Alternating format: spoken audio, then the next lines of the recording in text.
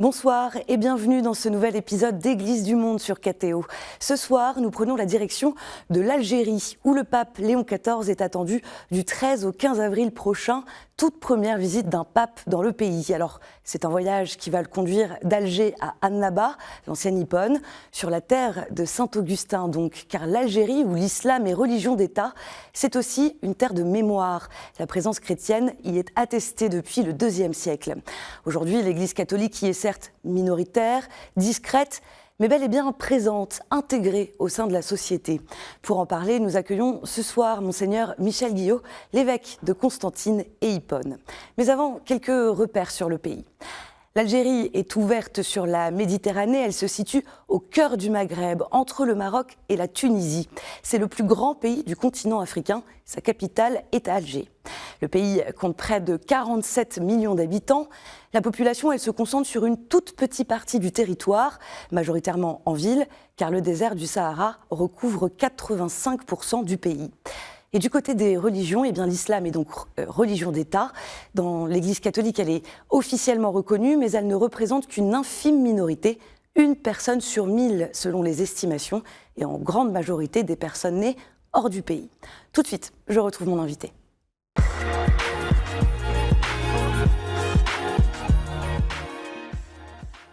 Monseigneur Guillot, bonsoir. Bonsoir. Merci d'être avec nous sur le plateau d'Église du Monde. Avec plaisir. Alors, je le disais en introduction, vous êtes l'évêque de Constantine et Hippone, c'est situé au nord-est de l'Algérie. Vous êtes spécialiste en islamologie, vous vivez en Algérie depuis 20 ans.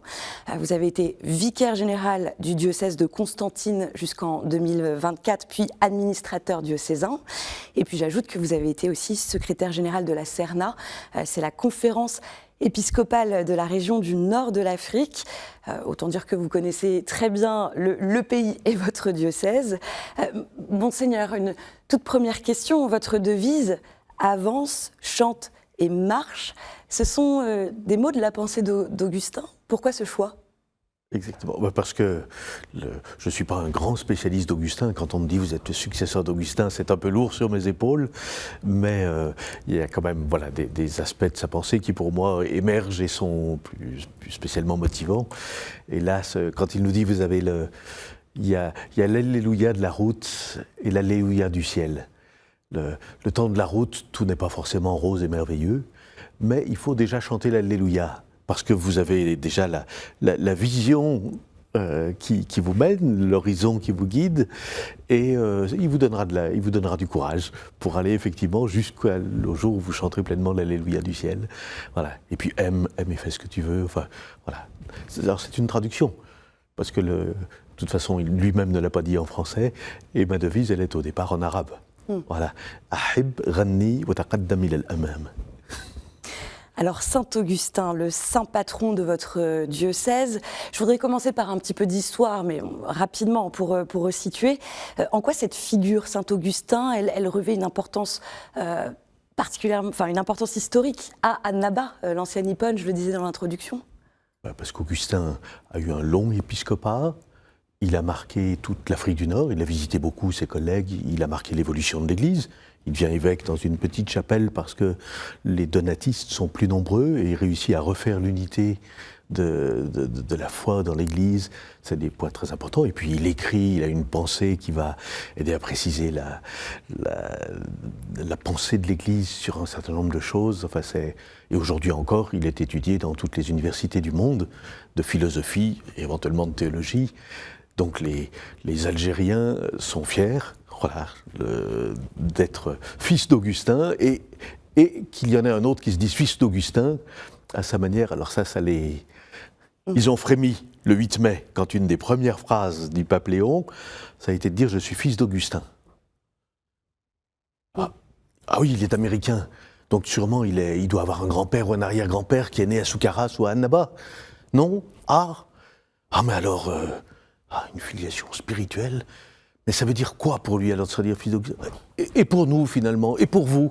Voilà, on a eu tout ce mouvement de la pensée. Ça a suscité tout un tas d'interrogations. Voilà. Et alors depuis ce moment-là, il est évident qu'il va venir. La question c'est seulement quand ? Alors voilà, de le savoir maintenant, c'est la joie. en Algérie. On va avoir l'occasion d'en parler, mais je vous propose avant cela de replonger dans les archives de KTO. C'était en mai 2014, la basilique Saint-Augustin d'Hippone fêtait son centenaire, mais aussi la fin de plusieurs années de travaux de restauration grâce à un soutien conjoint de l'Algérie, de la France et du Vatican. Un pèlerinage était organisé à cette occasion et KTO était sur place. Des chants chrétiens qui s'élèvent des petits groupes de catholiques en marche vers la basilique Saint-Augustin, cela ne s'était pas produit depuis plus de 50 ans dans les rues d'Annaba en Algérie. À l'occasion du centenaire de l'élévation de la basilique et de la fin des travaux de restauration, ce pèlerinage ouvre 2 jours de cérémonies religieuses, de rencontres et de fêtes. Cet événement exceptionnel doit beaucoup à la figure de Saint-Augustin. Lorsque le président de la République, en 2001, a organisé un colloque international sur Saint-Augustin, il a déclaré que Saint-Augustin faisait partie de la généalogie des Algériens. Ça a donc une conséquence très importante. On a réintroduit la personnalité d'Augustin, qui est un évêque qui est venu avant l'islam comme étant une personnalité remarquable de la société algérienne. Et à partir de ce moment-là, un débat a été ouvert dans la société. Alors on peut préciser que le père Robert Francis Prévost, alors prieur de l'ordre de Saint-Augustin et donc pas encore Léon XIV, s'est rendu en Algérie à l'occasion de cette restauration. Je voudrais vous entendre réagir à ces mots de Monseigneur Tessier, le témoignage, l'ancien archevêque d'Alger rappelé à Dieu. Il laisse d'ailleurs une empreinte importante au sein de l'Église en Algérie. Je voudrais vous entendre réagir à ces mots. Saint-Augustin, une personnalité remarquable de la société algérienne, un évêque venu avant l'islam. Oui. Bien sûr, puisqu'il était là à l'époque de Saint-Marcel, si on est à Paris, voilà, c'est-à-dire fin du 4e, début du 5e siècle, une époque où l'Algérie était plutôt sous domination romaine, voilà, mais lui-même est natif du terroir, voilà, et sa mère porte un nom punique. Alors la langue de ses études a été le latin. Voilà. Mais c'est vraiment un homme du terroir et c'est la prise de conscience, on peut dire, à la fin des années 90, début des années 2000, par le président Abdelaziz Bouteflika, qui dit, mais ce personnage connu dans le monde entier, il faut aussi que l'Algérie sache lui rendre hommage et se l'approprier, d'où ce grand colloque international organisé à ce moment-là, sous l'égide du Haut Conseil islamique, en partenariat avec l'Université de Fribourg. Voilà, mais quand nous organisons chaque année des journées augustiniennes, c'est-à-dire des occasions pour à la fois la communauté chrétienne, mais aussi tous les amis fils d'Augustin, d'Annaba ou d'ailleurs, qui sont intéressés, la basilique est pleine de personnes intéressées pour mieux connaître sa pensée, son histoire. On avait en novembre dernier 3 conférenciers, tous algériens, pour nous dire comment l'un faisait des allers-retours entre sa culture berbère et des choses, des œuvres d'Augustin, une autre pour nous parler de l'amour chez Augustin. Voilà, c'est impressionnant d'entendre des musulmans aussi s'exprimer sur Augustin. Et justement, quel est le message de saint Augustin du 4e, 5e siècle, vous le disiez, est-ce qu'il est encore valable pour l'Algérie aujourd'hui, où l'islam est religion d'État, je le disais en introduction? Oui. Mais Augustin, c'est celui qui naît dans une famille, son père n'était pas chrétien, mais sa mère l'était profondément, mais qui cherche, voilà, qui ne prend pas pour acquis ni les fake news, ni même ce que lui transmet sa mère, mais qui veut lui-même se forger, bâtir ses convictions. Je trouve que pour aujourd'hui, ça nous éclaire aussi. C'est celui qui, dans une église divisée, œuvre à la communion et la réconciliation. Ça, c'est toujours important de le réentendre. C'est celui qui va sillonner l'Afrique du Nord pour se soutenir, établir la fraternité avec ses collègues évêques, qui va rassembler ses prêtres pour vivre ensemble dans un quasi-monastère, qui est attentif à la fraternité, qui est attentif... Non, par sa vie même, il a des choses très éclairantes, même pour ceux qui ne vont pas fouiller ses écrits, avec certaines phrases qu'il faut relire plusieurs fois. Et du coup, justement, vous avez un peu dit, mais comment l'Église en Algérie, elle est appelée aujourd'hui à poursuivre cette aventure? Elle est appelée à emboîter le pas aux Algériens, même musulmans, qui eux-mêmes sont heureux d'être fils d'Augustin. à la basilique Saint-Augustin, qui au passage est la seule église de notre diocèse. Dans nos 6-7 autres paroisses, on a des lieux de prière, mais qui sont des salles bien aménagées, mais, tandis que la basilique, elle a été construite pour être basilique. Eh bien, il y a des dizaines de milliers de personnes qui viennent chaque année. Qui viennent, vous avez des bus qui viennent, des voyages d'école, des professeurs d'université qui amènent leurs étudiants. Donc des citoyens algériens. Ah, des citoyens algériens. 99% des visiteurs sont musulmans. Alors on a aussi des pèlerins. Alors, on y fait nous aussi des rassemblements du diocèse. Mais les Algériens, c'est chez eux. Alors comme évêque de Constantine et Ypres, vous allez accueillir le pape dans votre ville. Qu'est-ce que vous avez envie que Léon XIV vive chez vous ? Lui-même a déjà, comme prieur de l'ordre de Saint-Augustin, il est déjà venu 2 fois, pour ce colloque de 2003 et pour la restauration de la basilique en 2014. Mais cette fois-ci, donc, il ne vient pas d'abord en pèlerinage personnel sur Saint-Augustin, il vient à la rencontre du peuple algérien. Voilà. Et c'est un des défis que l'Église ne le kidnappe pas pour une rencontre avec lui. Il y aura une messe à Annaba, une grand-messe, et puis une rencontre avec l'Église et ses amis à Notre-Dame d'Afrique à Alger, mais qui a aussi possibilité d'autres rencontres, même s'il y a des amis musulmans qui vont sûrement participer autant avec nous dans nos basiliques, mais, ou à l'extérieur devant des écrans, mais qui a aussi des moments où ils puissent rencontrer le peuple algérien. Les papes, quand ils vont quelque part, ils ne vont pas simplement rencontrer les leurs, mais ils ont un message, voilà, aussi d'amitié, de fraternité avec les peuples. Et ça, c'est très important. Et les Algériens le sentent. Ils ont bien sûr une fraternité, une connivence tout à fait particulière avec Léon XIV, comme fils d'Augustin, comme eux, mais ils ont aussi une forme de profond respect des papes, la figure des papes, dont ils sentent qu'ils ne travaillent pas que pour leur bergerie, que pour les leurs, mais que vraiment sont au service de l'humanité. Ça, il y a vraiment ce sentiment. Qu'est-ce qu'elle représente justement cette visite du pape pour les catholiques d'Algérie et pour les Algériens ? Pour les catholiques, ben, c'est un soutien. C'est voilà, un soutien, y compris sur le sens de notre présence. Nous ne sommes pas en Algérie pour que le peuple algérien musulman devienne catholique. Peut-être un peu abrupt de dire ça, mais nous sommes en Algérie pour soutenir les chrétiens qui veulent vivre l'Évangile sur cette terre d'Algérie et pour vivre une rencontre fraternelle avec le peuple algérien musulman. Nous ne sommes pas là pour lui dire « ça n'a pas de sens ce que vous vivez enfin, », mais nous sommes là comme témoins de l'œuvre de Dieu dans l'existence d'hommes et de femmes, quelle que soit leur tradition religieuse, et pour la soutenir et pour la favoriser et accompagner dans le sens où Dieu veut, mais ça ne nous appartient pas. Alors c'est, voilà, soutenir cette Église dans sa mission, c'est une joie de sentir voilà, le soutien du pape. Et puis, pour les Algériens, c'est aussi une reconnaissance. Le peuple algérien a une valeur, vaut le coup d'être rencontré, le pays vaut le coup d'être visité, et c'est une joie. Un honneur pour le peuple algérien et qui veut qu'il soit bien reçu. Et les autorités, à commencer par les autorités, qui tiennent à honorer. Et quand les Algériens reçoivent, alors c'est beau. Comment vous préparez-vous, vous, spirituellement et pastoralement, à cette visite ? Alors, je pense à ce qu'a dit quelqu'un qui était en Turquie lors du premier voyage international du Saint-Père, et qui a dit, mais imagine quand Pierre visiter les communautés, c'était quelque chose. Là aussi, voilà, on ne sait pas d'avance ce que cela va produire, mais voilà, le paralytique s'est relevé, et ça ne peut que produire des choses, et c'est une grande joie de s'ouvrir à cet inattendu en partie, mais de l'accueillir, se préparer à l'accueillir. Alors on aura l'occasion évidemment de suivre ce voyage de Léon XIV en Algérie, en Afrique, sur KTO.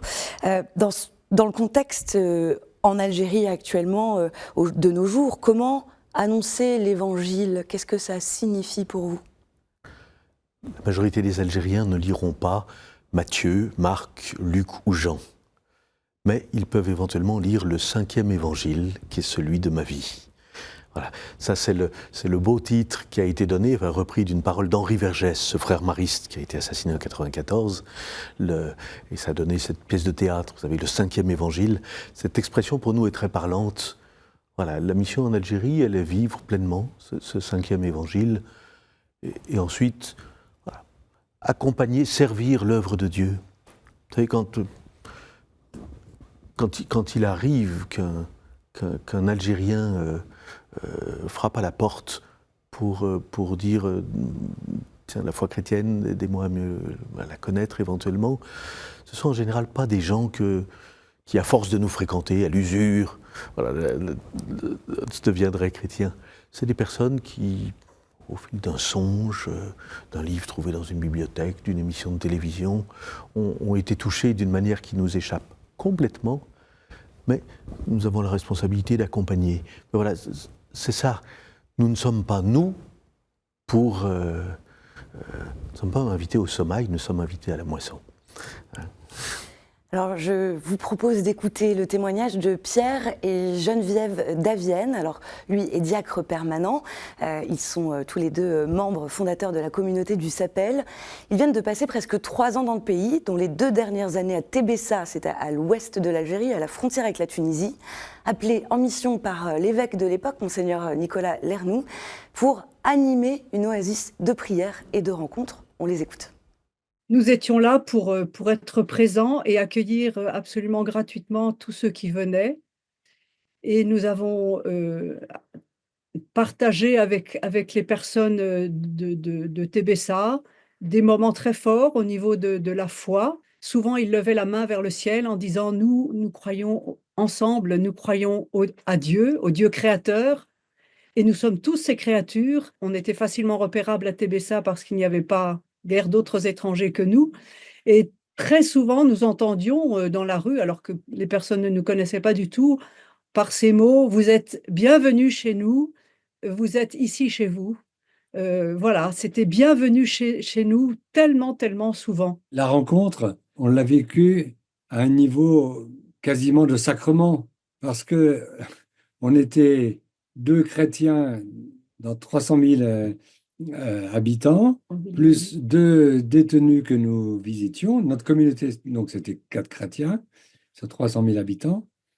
Mais quand on arrivait à atteindre la profondeur de la relation et de la rencontre, en fait, on a expérimenté la présence du Christ avec toute sa force de paix et de salut. On a senti que l'Esprit Saint nous avait devancé largement dans le cœur de beaucoup de personnes. Nous le reconnaissions quasiment. On se disait, nous sommes vraiment d'un même esprit. Monseigneur Guillaume, une réaction à ce témoignage de Pierre et Geneviève ?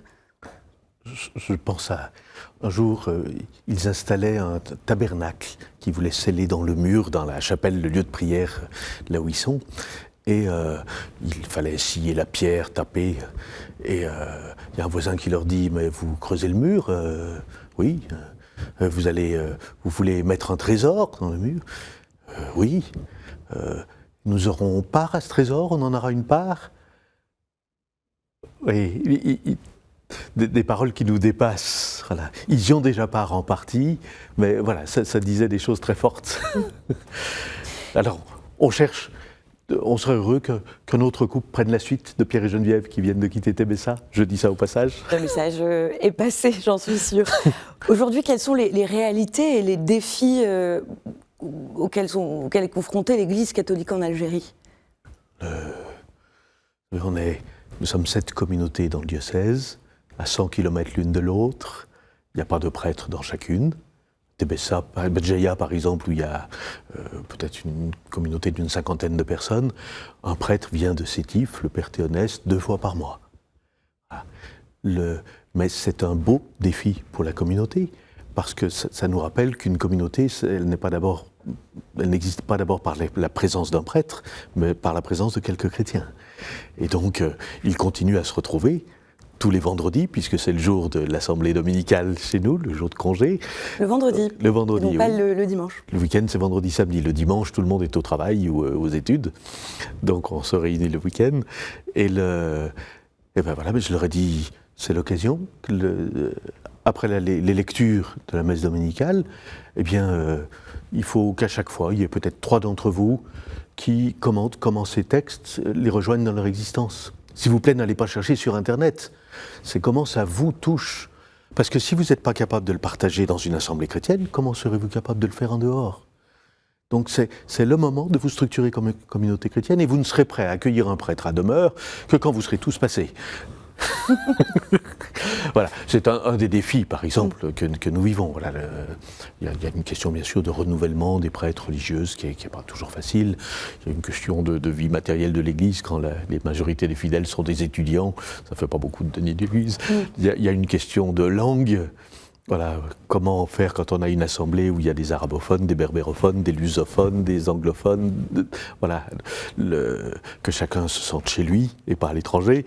Voilà, on a des défis comme ça qui sont multiples, mais on les aborde comme on peut, avec humilité. On arrive doucement à la fin de cet entretien. Monseigneur Guillot, cette année 2026, elle est aussi marquée par la commémoration de l'assassinat des 7 moines de Tibérine. C'était il y a 30 ans, en mars 1996.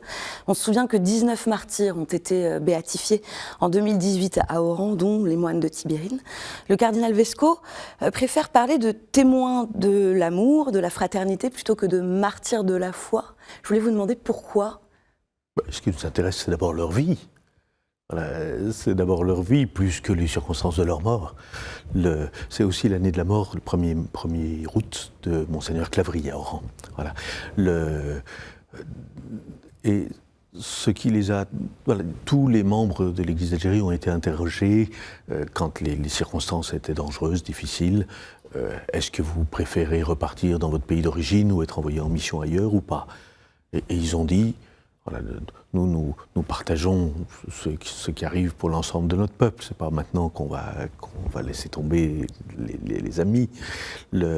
Donc c'est un témoignage à la fois infiniment modeste, mais de persévérance. C'était pas des personnes parfaites, mais par leur persévérance dans l'amitié, ils sont des témoins éclairants. Et aujourd'hui, pour nous aussi, vivre la persévérance, voilà, quand on ne voit pas de manière très claire où ça nous mène, mais sachant que Dieu est aux commandes, Dieu nous guide. Monseigneur Guillot, juste avant de se quitter, je vous propose quelques petites questions avec des réponses très rapides. Quel sanctuaire ou lieu de pèlerinage dans lequel vous aimez vous ressourcer ? En France, la demeure Notre Père. C'est un petit monastère, tout petit monastère diocésain en Ardèche, voilà, près d'Aubenas. 3 prêtres et des ermitages, 3 moines et des ermitages où on va, quand on arrive, voilà, vous pouvez prendre ce chemin où au bout d'une demi-heure vous avez une grotte ou un chalet, vous pourrez fendre le bois. Voilà. Et puis bien sûr Tibérine en Algérie. Quelle rencontre marquante ? Un jour, j'étais à Villeurbanne, j'étais pas encore au séminaire, débarque quelqu'un qui me dit « Michel, j'ai entendu dire que vous étiez chrétien ». Je dis oui, en France, c'est pas si souvent qu'on nous interpelle comme ça. Je dis en effet. Il me dit écoute, je vois que tu as des amis algériens, musulmans. Écoute, c'est pas tout le monde dans l'Église qui a des relations positives. Ce serait très important que tu en fasses bénéficier l'Église. Première chose. Et deuxième chose, la rencontre de personnes musulmanes, ça peut t'interpeller dans la foi. Il faudrait que tu aies, peut-être que tu participes avec d'autres à des rencontres. Ça m'a beaucoup marqué. Voilà, pour prendre au sérieux ce que je vivais sans l'avoir choisi, réfléchi, et j'ai aimé ce prêtre, puisque c'était un prêtre, le père Henri Lemann, membre de la fraternité Jésus Caritas, qu'il ait osé me faire une proposition comme ça. Voilà. Et une intention de prière pour les catholiques en Algérie en conclusion ?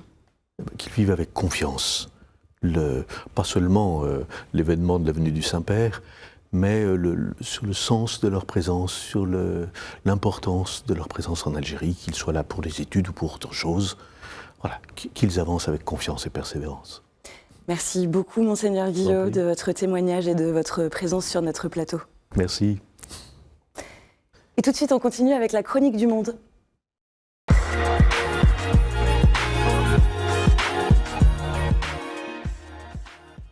Nous retrouvons cette semaine le père Michel Aboud depuis le Liban. Bonjour à tous. Aujourd'hui, le Liban traverse une situation extrêmement grave. Ce n'est pas seulement une crise économique, mais une véritable crise humanitaire. aggravée par une nouvelle escalade militaire. Les attaques continuent et la population vit dans une insécurité constante, sans savoir de quoi demain sera fait.